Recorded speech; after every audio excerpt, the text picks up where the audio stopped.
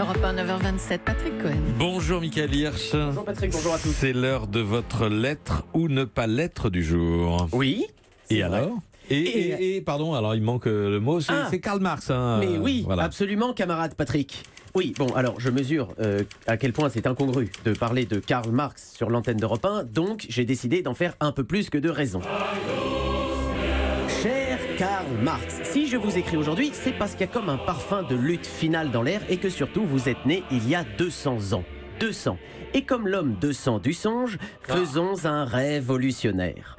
Alors je vois naître dans votre regard, camarade Patrick, un peu de ce scepticisme crypto-libéral qui trahit votre pensée. Mais enfin, le marxisme, n'est-ce pas ce qui a conduit à d'horribles atrocités? Bon, évidemment, camarade Patrick, que notre cher Karl a des problèmes d'image de Marx.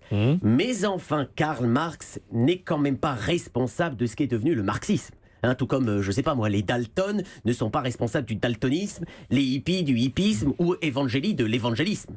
Alors ce matin, faisons le point sur ce grand projet de société que vous proposiez il y a 2 siècles à vos Marx. Prêt, partez. Bon, je vous cache pas que pour ce qui est de l'avènement du marxisme en tant que tel, ça sent un peu le Russie. D'abord, la grande URSS a pris un sacré coup dans l'aile, et puis question Faucille et Marteau, la donne a un peu changé. Le monde est surtout gouverné par un ricain, Marteau, et faucifère. La répartition inégale des richesses, quant à elle, ne s'est pas trop améliorée. Les milliardaires sont de plus en plus nombreux et n'ont, semble-t-il, pas prévu dans les prochains temps de faire profit bas. Tandis que les évadés fiscaux, eux, jouent allègrement à cache-cache et nous polluent avec leurs impôts d'échappement. Par contre, la religion, elle, n'est plus vraiment l'opium du peuple. Bonne nouvelle. Non, c'est l'argent qui est à présent l'opium du peuple. C'est devenu de la légitime défense. Et même à l'échelle de l'État, chacun cherche sa petite dose de croissance et se drogue au crack 40.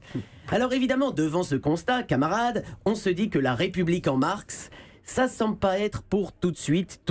Mais faut-il pour autant se laisser abattre? Non.